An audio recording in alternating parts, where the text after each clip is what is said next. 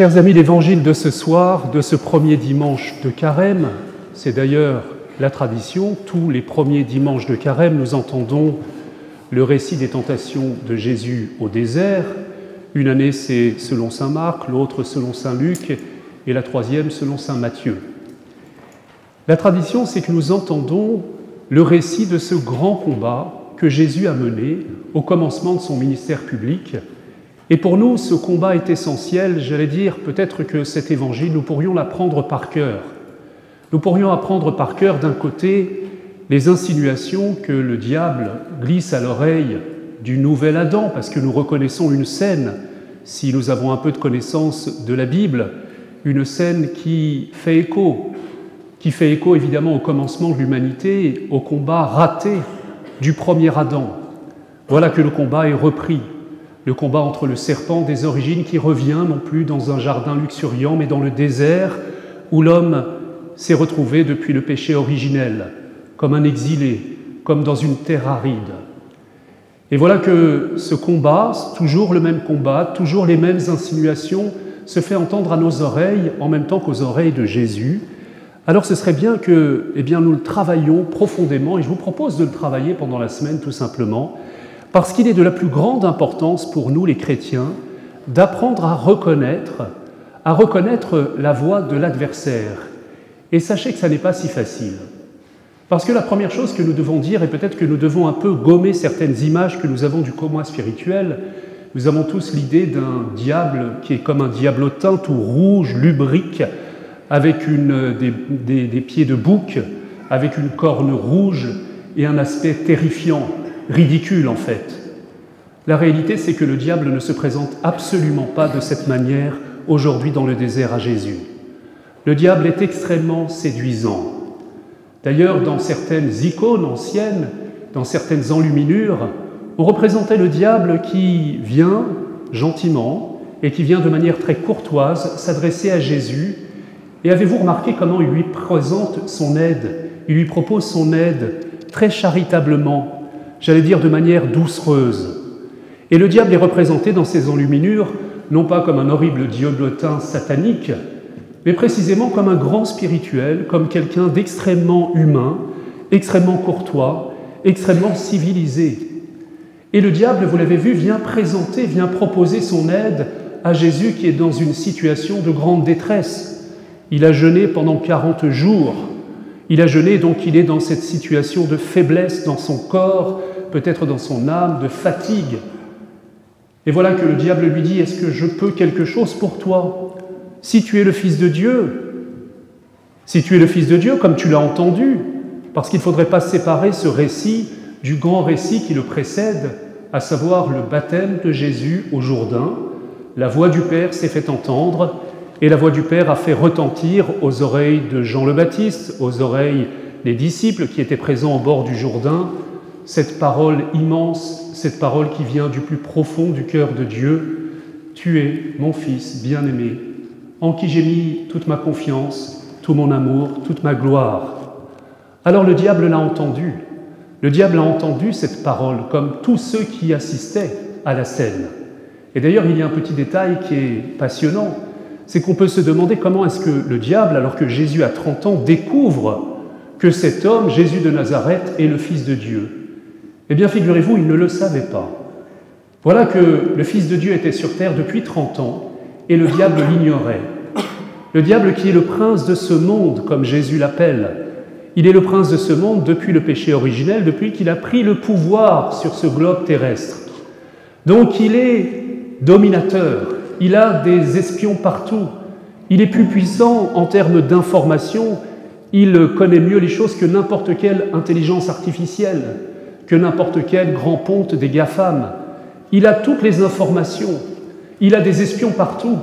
Et depuis le péché originel, depuis que Dieu l'a averti après le péché originel, il l'a averti, il lui a dit « Certes, tu as déclaré la guerre à la descendance de la femme, d'Ève, certes, tu as emporté une bataille, mais je susciterai une descendance à cette femme, Ève, qui t'écrasera la tête. » C'est dans le livre de la Genèse, au chapitre 3.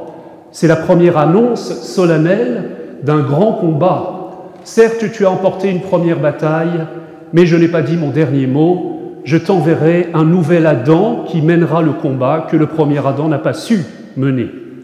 Alors vous comprenez que le serpent s'organise, et sa hantise, c'est de passer à côté de cet événement. Et depuis des milliers d'années, eh bien, il a fait en sorte de ne pas rater ce moment. Et précisément, chers amis, ce qui doit le faire vraiment se tordre de douleur, se mordre la queue, c'est que Dieu s'est fait homme, le nouvel Adam est sur terre, et il n'en savait rien, il n'en a pas été informé. Comment est-ce possible?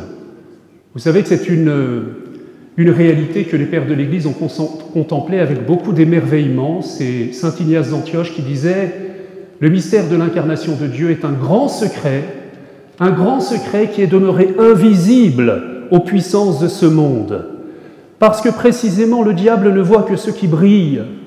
Or, la ruse suprême de Dieu, c'est d'avoir envoyé son Fils là où précisément le diable ne l'attendait pas, à Nazareth, c'est-à-dire dans une petite bourgade humble. Il n'a pas envoyé à Rome, capitale de l'univers à l'époque, il n'a pas envoyé à Jérusalem, où les grands religieux sont. Il l'a envoyé là où il n'a pas l'idée même d'aller voir. Il l'a caché à l'ombre de la Sainte Famille, c'est-à-dire de Joseph le charpentier. C'est amusant d'ailleurs parce qu'au début de l'évangile de Saint Jean, lorsque Jésus, après son baptême, va choisir ses premiers disciples, il va s'adresser à Jean, puis à André, puis à Pierre, puis à Philippe, et Philippe va aller chercher son copain Nathanaël. Et Nathanaël, c'est un homme qui scrute les Écritures, il scrute l'Ancien Testament parce qu'il veut voir les signes de la venue du Messie et ne veut pas rater le Messie quand il viendra. Donc il voit toutes les prophéties de l'Ancien Testament. Et voilà que Philippe, qui a été rencontré par Jésus, va voir Nathanaël et lui dit « Dis donc, tu peux t'arrêter tout de suite, moi je l'ai trouvé. Je l'ai trouvé, celui que tu cherches avec tellement d'ardeur. » C'est qui alors? C'est Jésus, fils de Joseph de Nazareth. Éclat de rire de Nathanaël. De Nazareth? Mais t'es fou! Peut-il sortir quelque chose de bon de ce trou paumé? Voilà la première ruse de Dieu, c'est qu'il s'est caché dans l'humilité. Première leçon, frères et sœurs, si vous voulez être invisible au diable, eh bien c'est ce que saint Jean de la Croix nous dit, un acte d'humilité vous rend invisible au diable. Vous êtes visible, vous êtes exposé au diable à chaque fois que vous cédez à sa manière d'être, c'est-à-dire à chaque fois que vous entrez dans son propre royaume, qui est un royaume d'esbrouf, d'orgueil, de hauteur, de grandeur. Mais lorsque vous êtes humble, eh bien vous êtes invisible, parce qu'il ne vous voit pas, il vous méprise et il ne pense même pas à vous voir. Et c'est merveilleux de penser qu'il n'a même pas calculé, comme diraient les jeunes, ni Joseph ni Marie, il ne les regarde même pas, et il n'a pas l'idée que c'est là que Dieu s'est caché. Chers amis, d'abord, la première arme contre l'adversaire, c'est l'humilité.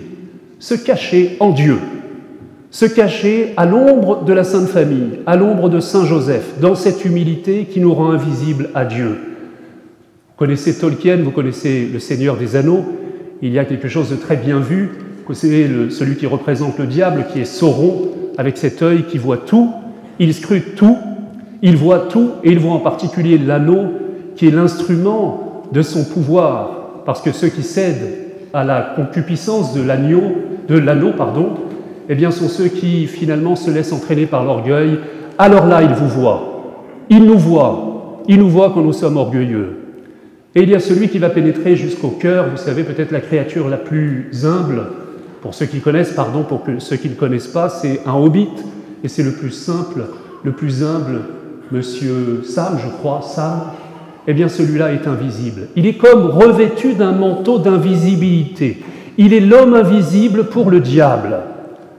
Première chose, chers amis, Jésus a été invisible pendant 30 ans pour le diable, et il faut attendre que le Père le manifeste au jour du baptême pour que le diable entende cette voix. Il est absolument furieux. Il est furieux, donc il va poursuivre celui qui lui a échappé pendant 30 ans au désert. Et il va poursuivre non, de manière absolument pas agressive, je vous le disais, il va venir comme un ami. C'est ce qu'on appelle l'ange de lumière. Ne croyez pas que le diable s'approche de vous en vous terrifiant. Si, ça peut arriver, mais ça, c'est les gens qui se sont livrés à lui et donc qui sont dans toutes les pratiques sataniques, qui se sont livrés à son bon plaisir, alors il joue avec ceux qui sont ses jouets. Mais nous ne sommes pas de ceux-là. Nous sommes de ceux qui veulent bien faire. Vous voulez bien faire pendant le carême. Vous voulez grandir, vous voulez réussir votre vie. Alors le diable vient vous présenter son aide.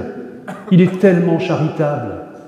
Vous savez, ce qui est intéressant dans la Bible, c'est que on nous apprend petit à petit à se méfier moins des gens qui nous veulent beaucoup de mal, comme disait l'autre, hein, « Gardez-moi de mes amis, mes ennemis, je m'en occupe ».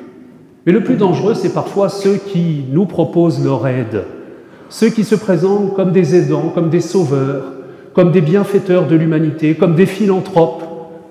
Et la première tentation, la première suggestion, et imaginez qu'elle est quand même très tentante, reconnaissez-le, si tu es le Fils de Dieu, écoute, fais-toi connaître, manifeste-toi, transforme les pierres en pain. Tu as ce pouvoir de résoudre tous les problèmes matériels, de résoudre le problème de la faim dans le monde, de résoudre tout ce qui frustre les gens parce qu'ils sont dans une attente d'un confort, du pain et des jeux. Vous savez, on disait ça pendant l'Empire romain. Si on veut que le peuple soit soumis, si on veut que le peuple soit anesthésié, si on veut que le peuple soit un ensemble de pions aisément manipulables par le pouvoir, on leur donne d'abord du pain, on leur donne d'abord du confort matériel, on leur donne d'abord le chauffage central, on leur donne d'abord l'assurance de belles vacances au ski ou ailleurs. Et ça va d'abord remplir leur estomac, remplir leur désir de confort, et tout doucement, ça va les endormir, chers amis.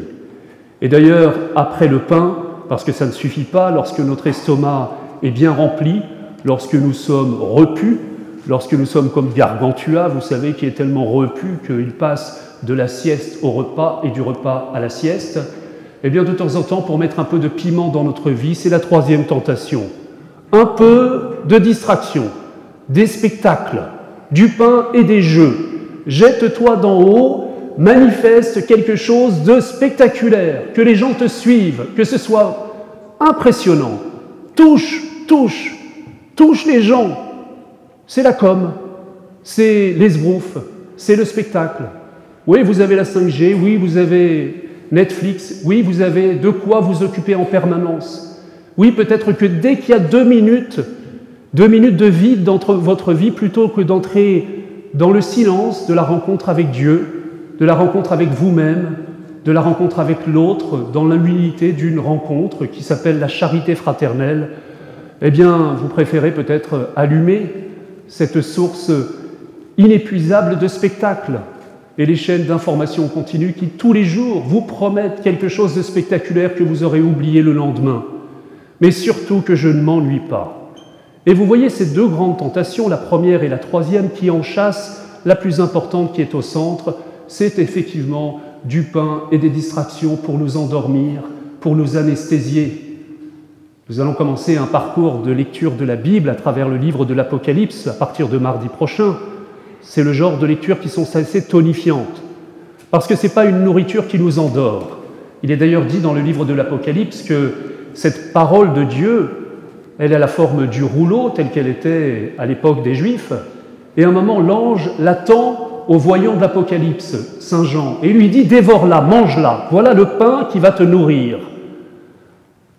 Et l'homme dévore la parole de Dieu, et cette parole n'est pas très agréable, elle est amère à ses entrailles, et c'est après un long temps de méditation, de rumination intérieure, après avoir accepté que cette parole le remette en question, le réveille, que cette parole lui fait goûter la douceur de la présence de Dieu. Ça n'est pas un pain qui nous endort, le pain de la parole de Dieu, le pain de la présence de Dieu. Et d'ailleurs, dans le livre de l'Apocalypse, un des grands reproches qui est fait aux chrétiens, c'est le reproche à une des 7 églises de l'Asie. Jésus s'adresse à cette église et lui dit « J'ai contre toi que tu as perdu l'ardeur de ta jeunesse. Tu as perdu surtout le sens de la force et de la puissance de Dieu. Tu n'es ni chaud ni froid, tu es tiède. Tu es endormi et Dieu vomit les tièdes. » Chers amis, ce que propose en fait le diable, c'est de nous endormir tout doucement dans une vision un peu irénique du salut, Ce serait formidable si tous les gars du monde se donnaient la main, faisaient une grande fête, une grande Pride, une grande fiesta. On est tous contents, il y a Paris-Plage, il y a tout ça. En fait, on est copains. Et il n'y a pas de différence entre les religions. On est tous les mêmes, on a le même Dieu. Surtout, c'est un Dieu gentil. C'est un Dieu qui ne nous en demande pas trop. C'est un Dieu qui est bien complaisant. C'est un Dieu qui nous pardonnera tout. On ira tous au paradis, on est d'accord, parce que Dieu est amour. Toutes ces fadaises, tout ce qui peut être séduisant, mais qui en fait nous endort et qui est trop doucereux pour être vrai.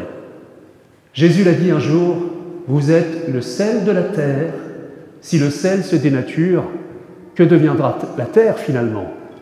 Et Bernanos aimait cette phrase et il rajoutait « Oui, nous sommes le sel de la terre, le sel ça pique quand on le dépose sur une plaie, mais c'est le sel qui va le guérir à condition de peut-être nous faire un peu souffrir. » Nous ne sommes pas le miel de la terre, nous ne sommes pas le sucre, nous ne sommes pas les bonbons.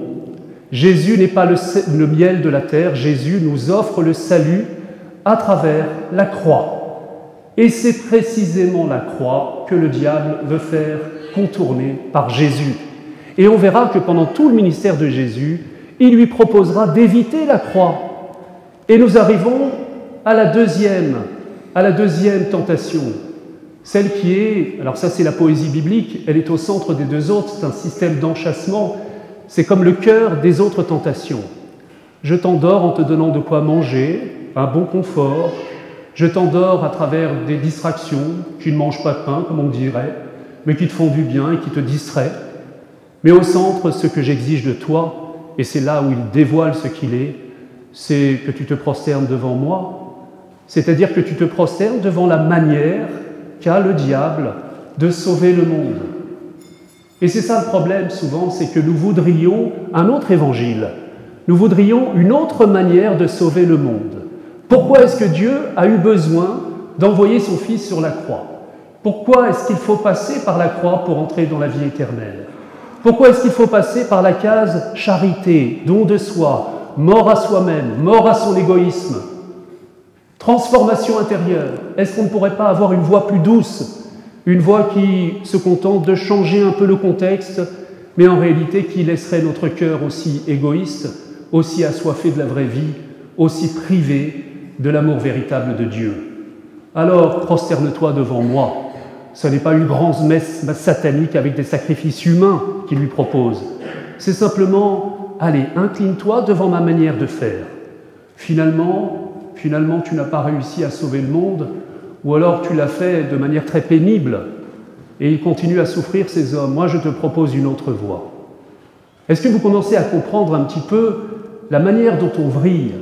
Et c'est vrai que nous sommes très, très fragiles par rapport à ça. J'entendais l'autre jour quelqu'un qui me disait « Si l'Église communiquait un peu mieux, si elle présentait un peu mieux les choses, eh bien peut-être qu'elle serait mieux accueillie. » Au fond, l'Église communique mal. Je ne dis pas qu'on est toujours des très bons communicants. Mais la vérité, c'est que Jésus a bien communiqué, puisqu'il est le Verbe de Dieu, excusez de fait. Il est la parole de Dieu.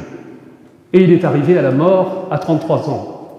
C'est-à-dire qu'il n'a pas nié, il n'a pas refusé la croix que Dieu lui tendait. Si l'Église communique bien, eh bien elle sera en but à la contradiction. Elle sera en but aussi dans sa vie personnelle, chacun d'entre nous, à l'exigence de mourir à nous-mêmes, de mourir à notre égoïsme et d'entrer dans une vie nouvelle qui soit une vie de don de nous-mêmes et de renonciation souvent à un confort qui nous endort et qui nous fait tourner autour de notre petit ego. Vous avez compris qu'en fait, le carême, c'est accepter d'entrer dans le vrai combat spirituel et reconnaître aussi les fausses voies spirituelles. Et c'est vrai que nous sommes à une époque où il y a beaucoup d'alternatives au christianisme. Le New Age, toutes les formes de relaxation, toutes les formes de spiritualité un peu douce, elles sont formidables. Mais il y a juste quelque chose qui manque. C'est le mystère de la croix, de la mort et de la résurrection. On nous promet la même vie en un peu mieux, la même vie en un peu plus spirituelle, un peu moins dure. Mais on ne nous promet pas la vie nouvelle d'enfant de Dieu qui nous fait passer par la mort avec le Christ pour ressusciter à une vie nouvelle. Si vous voulez faire une très très bonne lecture, si vous partez pendant les vacances de Pâques en vacances ou ailleurs, lisez, je vous en supplie, une merveille, un polar. Alors ça, c'est vraiment pas difficile à lire. vous le dévorerez en une nuit, en 2 nuits et 1 journée. Le Père Elijah de Michael O'Brien, ça vous parle ou pas? Ça a été la reprise en fait d'un thème qui est dans le livre de l'Apocalypse, c'est la venue de l'Antéchrist. Qu'est-ce que c'est que l'Antéchrist? Vous savez, il en est question dans la Bible. Il viendra à la fin des temps, juste avant le retour du Christ dans la gloire, un moment d'apostasie générale. Qu'est-ce que c'est que l'apostasie? Ce n'est pas qu'on refuse Dieu, c'est qu'on l'a oublié simplement, et qu'on s'est endormi.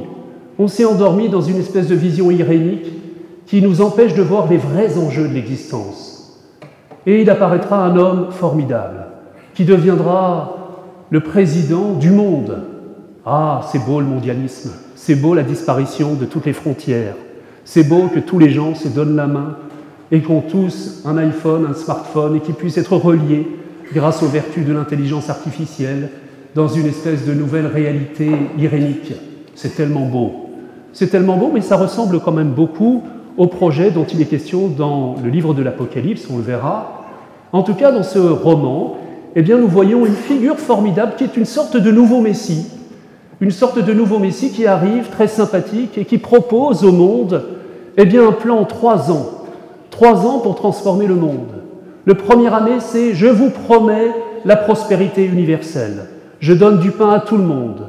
On résoudra le problème de la faim dans le monde. » On résoudra le problème peut-être en supprimant une bonne partie de la population, et comme ça, les plus forts eh bien, pourront rester, et eux, ils auront le confort. Ça s'appelle l'eugénisme, la sélection, on est déjà dedans, chers amis, ne nions pas cette réalité. Deuxième étape, eh bien, on fera un projet pour mettre fin à tous les conflits. Il y aura une sorte de paix entre les peuples, et le meilleur moyen, c'est qu'on aura fait disparaître toutes les disparités entre les peuples. Et la 3e année, ce sera la plus belle. Chers amis, ce sera formidable. Comme dans la chanson de John Lennon, « Imagine no religion ». Il n'y aura plus de religion, puisqu'on croira tous en la même chose. On n'aura plus besoin, les uns de dire qu'on est catholique, les autres de dire qu'on est bouddhiste, qu'on est musulman, je ne sais pas quoi. On sera unis dans un espèce de plus petit dénominateur commun. En fait, on oubliera un peu Dieu parce que c'est compliqué, mais on se réunira autour de la valeur de l'humanisme.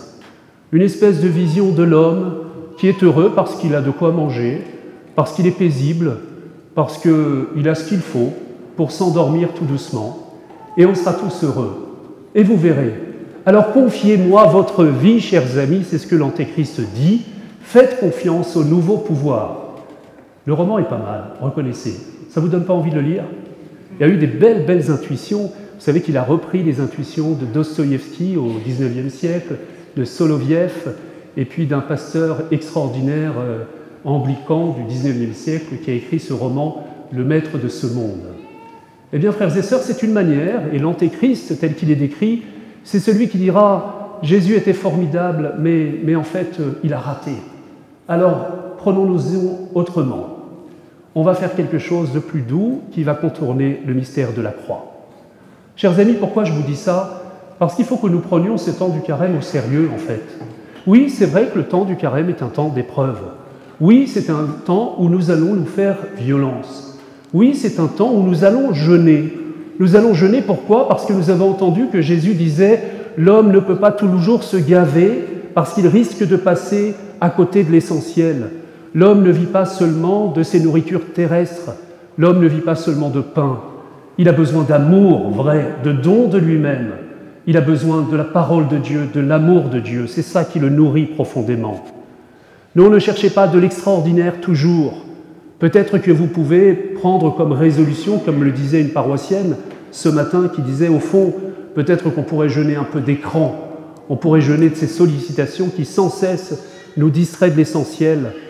Et c'est tellement facile de se laisser embarquer dans une série, puis une autre série, puis une autre série. Tout ça, c'est conçu pour que, d'une certaine manière, le temps passe dans une douce somnolence et dans une anesthésie spirituelle. Et surtout, est-ce que nous sommes sûrs que, ce faisant, eh bien, nous nous prosternons au pied de la croix du Christ, humblement, avec Joseph, avec Marie, avec les disciples, avec tous les petits qui ont reconnu en Jésus leur Sauveur? Saint Paul le dira, n'ayez pas honte de la croix du Christ. N'ayez pas honte de la manière dont Jésus nous a sauvés. N'ayez pas honte de croire que nous passons à la gloire à travers le chemin de l'humilité, de la pauvreté, de la sobriété, de la simplicité. Alors vous le comprenez, ces 3 résolutions que l'Église nous demande de prendre, et n'ayez pas peur quand même d'être un peu littéraux. Vous savez, on entend toujours « oui, l'essentiel, ça n'est pas le jeûne, l'essentiel, c'est spirituel. Nous ne sommes pas comme les musulmans qui font le ramadan. » Soyez un peu plus comme les musulmans qui font le ramadan. Hein? J'entendais quand même une personne qui disait que dans sa boîte, il y avait un musulman qui disait « dis donc, est-ce qu'il y a des chrétiens? On ne vous voit pas beaucoup jeûner, parce que nous, on a commencé le ramadan. » Oui, mais ce n'est pas l'essentiel, tu sais. L'essentiel, c'est que mon cœur soit donné à Dieu. Que dalle. Tais-toi, tais-toi. Tais-toi, parce que quand tu as faim et quand ton ventre gargouille, ça devient difficile, et ça te traverse, et ça devient plus simplement une considération un peu bébête et nunuche. Donc on va jeûner, les amis, hein. Et tous, ici, quasiment, vous êtes dans la catégorie où vous pouvez passer une journée par semaine sans manger du tout. C'est ça le jeûne, en fait, hein. Alors l'abstinence, c'est plus sympa, on mange du poisson à la place de manger du pain. Moi, j'aimais beaucoup aller chez ma grand-mère pendant le carême parce qu'on mangeait du saumon fumé et des crevettes. Et elle disait comme ça qu'on faisait le carême. C'était sympathique, c'est vrai. Peut-être que ça manquait un peu de cette dimension tonifiante, parce que nous sommes faits pour combattre. Alors vous seriez déçus que je ne fasse pas allusion à un grand combat qui s'est passé hier, cosmique, entre la France et l'Irlande, dont nous sommes sortis vainqueurs. Mais imaginez-vous tous les efforts qu'ont dû faire ces hommes, ces gladiateurs, pour entrer dans la victoire qui nous a réjouis. Acceptons-nous aussi d'entrer dans le chemin de l'ascèse. Alors on va jeûner un peu, oui, on va jeûner. Et on va jeûner d'écran, et on va jeûner de distraction, et on va jeûner pour, non pas se vider et devenir moraude, mais on va jeûner de distraction pour se remplir de ce qui est peut-être plus austère. Ça fait longtemps que j'aurais voulu lire le livre de l'Apocalypse. C'est un peu austère, génial. Le mardi soir, à la place de ta série, eh bien, viens travailler ce livre un peu amer qui va te remuer les entrailles, mais qui petit à petit va te faire entrer, peut-être dans une nouvelle vision plus profonde de l'amitié avec Dieu. On va jeûner, on va prier, méditer la parole de Dieu, et aussi, eh bien, on va châtier un peu notre petit ego qui nous fait tourner autour de nous-mêmes. Prière, partage, c'est l'aumône. Partage avec ton frère, prends du temps avec des gens que tu ne vois pas. Ta grand-mère que tu n'as pas vue depuis 6 mois, eh bien, le mercredi après-midi, tu vas peut-être aller la voir. Prends du temps avec ton voisin à qui tu ne dis pas bonjour. Tu es relié à travers les réseaux avec le monde entier, mais tu ignores ce petit qui est à côté de toi. Prends du temps pour concrètement entrer dans le chemin de la charité. Voilà un beau programme. Moi, personnellement, il me réjouit beaucoup. Et comme je vois vos visages s'éclairer, je me dis, bingo, on a réussi. Souriez, Jésus vous aime. Amen.